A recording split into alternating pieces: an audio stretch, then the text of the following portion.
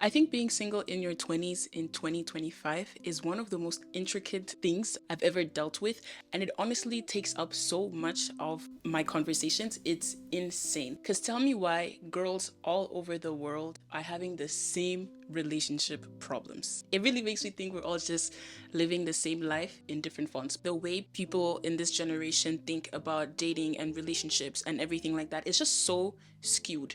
Like the things that people have to deal with that I've heard of is just insane to me. It even almost makes me scared to want a relationship or to be in a relationship at this point, because you really never know what end of the spectrum you're gonna be getting, okay? I feel like all the girlies, including myself, are on the same page of just focusing on ourselves and trying to decenter men in our lives, or really just to stop idolizing relationships the way we have in the past few years. And I don't know if this is a universal thing, it's just according to what I see on my For You page. Obviously, it's gonna be biased to the kind of content that I like watching. So maybe that says a lot about me and the mental state that I'm in. And if you're on the same kind of journey or on the same vibe or whatever, leave a comment, because I feel like we're all together. I feel a big sense of community, okay? Especially when I'm just scrolling on my FYP.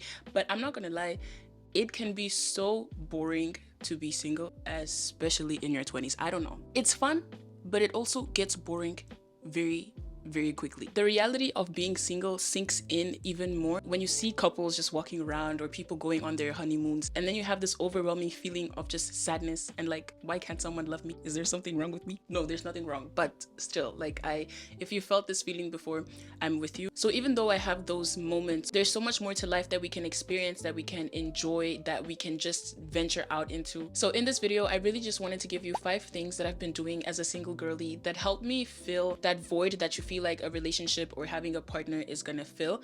Because sometimes it's not necessarily even about having a partner or being in a relationship. You might just be craving things that you can get outside of being in a relationship, and I don't think even seeking a relationship to fill a void that you have in yourself is a good way to navigate that whole thing. I have my little shark with me, so he's gonna be part of the video. We're getting comfortable, okay? Get comfortable, get whatever you need. I don't know if you need a drink, if you need whatever. I don't know. I want to speak some life into you, and I want you to see how many other things you could be doing outside of, you know, being sad about not having a relationship, because I'm right there with you, okay? Some days it's tough, but other days we're up, okay? But anyway, so the first thing that I've been doing is really just trying to pour into the relationships that I already have. So that's my relationship with my friends, my family.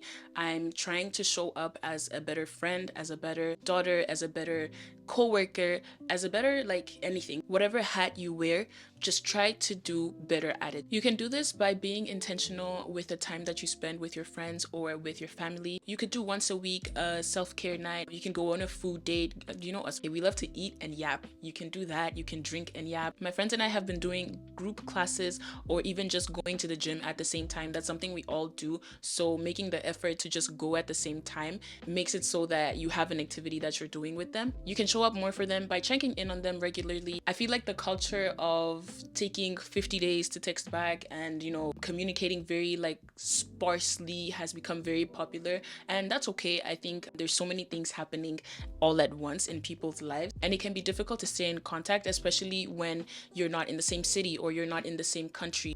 There was one concept about Waffle Wednesdays, and I think it's a beautiful idea. You basically send a friend like a 10 minutes, maybe not 10 minutes. You basically send your friend like a recap of your week, and that way you can kind of stay involved in each other's lives. One thing that is very underrated is just being a better listener. Let your friends be vulnerable with you. Let them talk to you. Listen to what they have to say. Give them the space to be open with you. Even if you don't know what advice you would give them, just having someone to talk to who will listen to you and really try to understand how you feel, because it helps the other person feel less alone in the situation that they might be dealing with. You can also make more of an effort to celebrate each other's small and big wins. I think having that support, having that cheerleader really just keeps you going, especially when things get tough and you finally achieve this thing, or it's your birthday or anything like that. Just knowing that you have a friend or whatever that is there to support you and is there to celebrate with you when you accomplish something is so big. One thing that I'm challenging myself to do in these first 4 months of the year is to be a better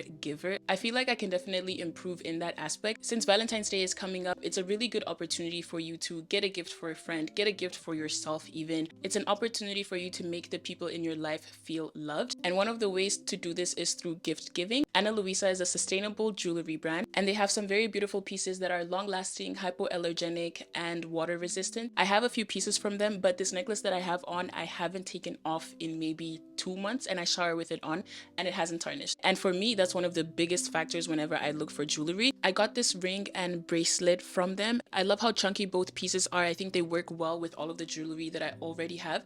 And I'm also wearing earrings from them, which I'm usually skeptical about changing up my earring stack just because I'm so comfortable with the ones that I already wear. But this just fits so well with the other earrings that are already on my ears. It doesn't change the harmony of what I have going on, and it's not overwhelming either. I've also been trying to improve my jewelry collection, so they're definitely helping me with that. Their pieces start at $39, so they definitely have some affordable options and some higher end options depending on how much you want to spend. Jewelry is such a good place to start when it comes to giving a gift, and who doesn't love jewelry that is going to last them a long time? I'll leave a link to their website and all the pieces I have in my description box, so make sure you go and check that out. The second thing I've been trying to push myself more to do is doing new things and doing them alone. I feel like without realizing, I built so much codependence with the different relationships that I had in my life, and it became so difficult for me to do things alone. I would want to go try a new restaurant, but if someone didn't want to go with me, I just wouldn't go. Last year, I really wanted to go and see Don Toliver. I had been wanting to go to his concerts for like the 6 or 8 months prior to that, but when the time came, I didn't have anyone to go with, and I was this close not to going. The tickets dropped to like 60 something dollars. I think that was the biggest sign for me to go, but I still debated so much because I didn't want to go alone, and it was in another city, so I think that made me feel even more uncomfortable because I would have to travel there alone, stay there alone, whatever. But my friends really encouraged me to go, and I ended up going to the concert. Would I have had a better time if I went with friends? Probably. Did I have a good time going alone? Yeah, I did. I got to do something that was so far out of my comfort zone, and I feel like it gave me so much self-esteem where it's like, oh, like I can handle myself. It made me trust myself so much more, and it helped me be comfortable being alone in social spaces, in big spaces, and I don't know, and just really just vibe out like with no company. So I think that's a big one. The next thing I have on my list to try is aerial silks. I'm gonna put a picture because I didn't know what it was called until someone told me. But yeah, that's one of the classes I want to try. But yeah, just put yourself out there, try something new. You might find a new passion, and you'll probably pick up so many other skills or build so much confidence just within yourself. The third thing that I've been doing that's really been helping my mental health is focusing on my fitness and wellness goals. I've been trying to go to the gym 3 to 4 times a week depending on the kind of week that it is. And on the 4th day, I like to do a group class. Now that I'm out of school, I really don't interact with that many people on a daily basis. So I think doing the group classes really makes me feel like I'm part of something. You know, it makes me feel like I have some kind of community, and it also gives me a third space to go to. So instead of just being at work or at home, I have something to look forward to that is really just about me feeling good and challenging myself or pushing myself to reach my goals. When it comes to wellness, I'm trying to be more intentional about taking care of myself, eating well, moving my body. For example, once or twice a week, I'll have an extra long shower where I can exfoliate and really just take my time and honestly just pamper myself. On a day-to-day basis, I tend to neglect myself a little bit, where it feels like you're just moving from one thing to the next, and you kind of feel like a robot where you just do this, and there's very little time for yourself. So taking a day or two where you just want to pamper yourself, or you want to cook yourself a good meal, or you even just want to sit down and journal, where you just give yourself the time to process your thoughts, emotions, how your day went, it really anything like that. Another thing I've been doing is just trying to cultivate a more positive mindset. So in times where I have a negative thought about either myself or a situation, it's really just sitting down and trying to reframe that and not letting yourself sit in it for too long. So even when it comes to not being in a relationship, instead of thinking like, oh, there's something wrong with me, why doesn't anyone love me, it's reframing that thought into maybe, you know, it's not the time, maybe I'm supposed to be pouring myself into something else, maybe whoever I'm meant to be with is also just working on themselves, you know, it's just not the time, and that's okay. So instead of perpetuating those negative thoughts or negative ideas that I have about myself, I actively try to change them into something more positive, because most of the things that we believe in or the narratives that we tell ourselves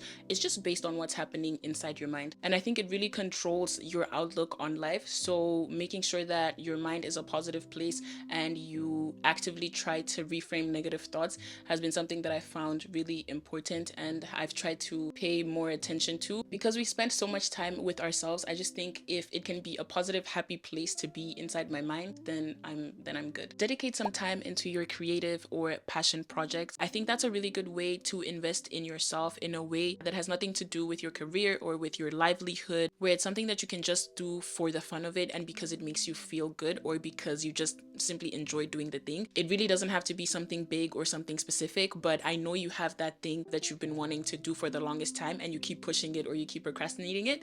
This is the time to try it, because at some point you're going to have more responsibility and more things to do on a daily basis. So why not take the time now to really cultivate those passions and to see what you like and try this, that, or the other. My creative outlet and the thing that I spend time on outside of work and sleeping and just being alive is my YouTube channel. I like the whole process of having the video idea, putting it together, scripting it, filming it, and editing it. I get the satisfaction of seeing something come to life. It's definitely not easy to find a passion, and I think it takes a lot of time and a lot of trial and error. But I think that once you find the thing that you enjoy, it can give you so much happiness and fulfillment just from doing that thing. But I really feel like it helps you cultivate your sense of self and really just helps you figure out who you are, what you enjoy, the kinds of things that just make you who you are. The last thing I've been trying to do is being more intentional with creating healthier habits. I think that these are really the building blocks of the rest of our lives, because it can be so difficult to break a bad habit, and I don't want to wake up 5 years from now, 10 years from now, and I'm not where I want to be or the person I want to be, or I'm not showing up as the best version of myself. So slowly but surely, I've been trying to implement better habits. One thing I'm really trying to do, and I consistently am failing at, but it's okay because I'm gonna continue trying, okay, it's just having better spending habits. I don't know what it is, man. They just get me. The ads, they really get me. Besides even the ads, it's just being on TikTok and seeing this or seeing that, or just wanting more clothes. Bro, I love a good outfit, okay? And my logic is that money is gonna come back. I can tell that if I continue down this path, I'm gonna have money problems in the future, and that's not where I'm trying to be. Another thing is just improving my eating habits as well, reducing the number of times I eat takeout in a week. This one I've been doing okay. I've been able to do like once or twice a week, which is basically my goal, but I do want to get it down to definitely like once a week in the future. The third thing I've been working on is just trying to wake up earlier. I want to be a 5 a.m. girly, but man, I'm struggling. Okay, so we're taking it day by day, step by step.